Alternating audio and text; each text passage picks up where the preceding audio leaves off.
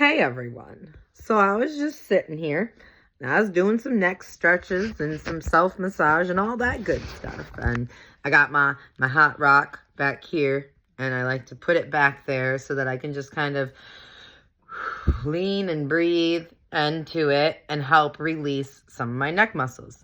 I suffer from chronic whiplash syndrome.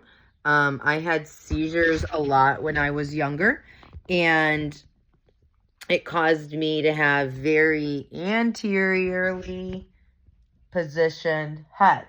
I was like this a lot. And then, you usually go like that because you're trying to see. And so I also had a lot of shoulder injuries.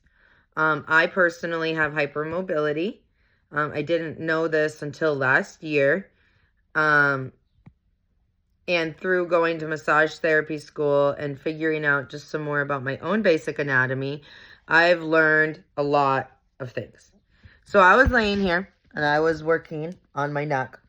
And one of the things that I have issues with is one of my vertebrae likes to pop out of alignment, and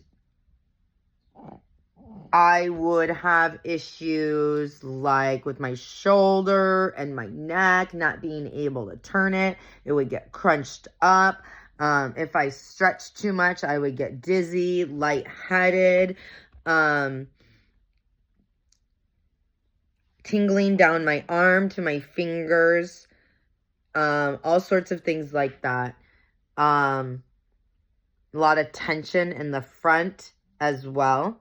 So I was just analyzing, and I was like, wait a second, I went to school. Maybe I can figure something new out and how to help my neck, because I know things. And so I was like, okay, well, let's see which vertebrae is popping out. So I reached back there and I counted, and I started at 7 because that's the easiest one. And I counted up and I found it was vertebrae C4. That is, it like jumps to the right side of my body. And like, I could take my finger and push it back and like feel it clunk back into place, but that would hurt. It would cause inflammation. It would cause extreme tenderness. And so I was like, okay, I don't want to do that again. So I started doing some research and I start looking some things up and I start remembering some things. And so a bunch of different muscles that attach onto your C4 vertebrae are your scalenes, which go from the C4 down to your first rib, which is going to be behind your clavicle. So they go up into here.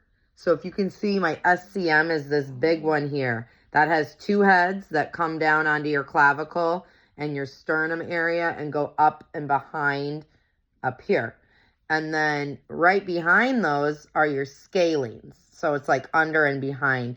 And they go up into your I think it was like, I don't remember now if it was 2 through 4 or something like that. And then they go down into your first rib. And they're one of the main things that cause either vertebral artery compression, which when you stretch your neck and tilt it, if you get dizzy, lightheaded, that's that. Or they also cause brachial plexus entrapment. And your brachial plexus nerves are in there and they go down and branch into your arm. And so I was having both issues. And so after some research and some digging, before I had been focusing majorly on my levator scapula muscle, which is a muscle that if you just kind of like push right here down, you're going to feel it, especially if your shoulder be up and crunched. But it's underneath, it's on your back, and it attaches into the top corner part of your scapula.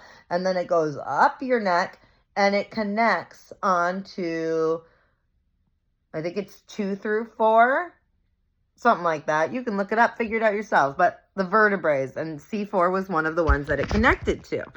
And so I had originally thought, oh, I got tingling in my arm. I know I have shoulder issues. I know my levator scapula is involved. And so I had been majorly working on those. And I like to do things behind so that I can lay back and relax. And, oh, it's my doctor. I gotta pause this. So anyway, long story short, I found the anterior and middle scalenes are definitely part of the culprit of my issues. And so it gives me a new target area. Gives me something new to think about, something new to work on. A good way to massage them is with one hand.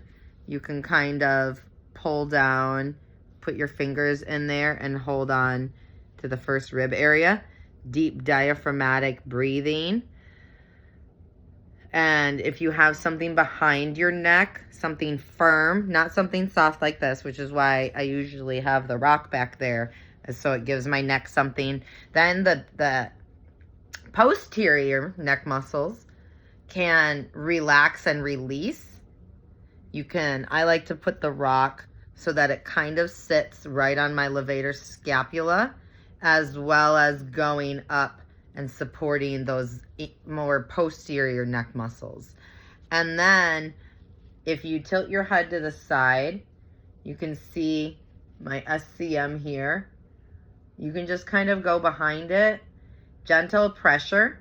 One of the things I remember my neuromuscular instructor, one of his favorite phrases was, "Let me know when the pain decreases or the sensitivity decreases." And he would just kind of touch and hold, and then sure enough, it does. The pain decreases.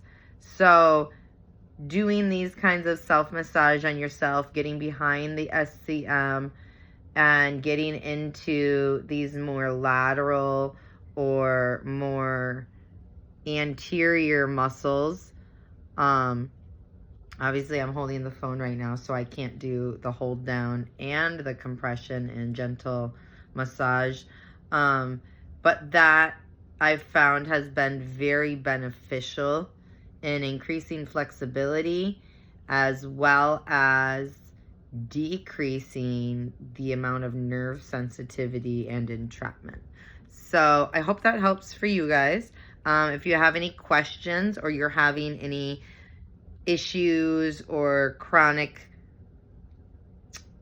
issues, I guess, shoot me a question.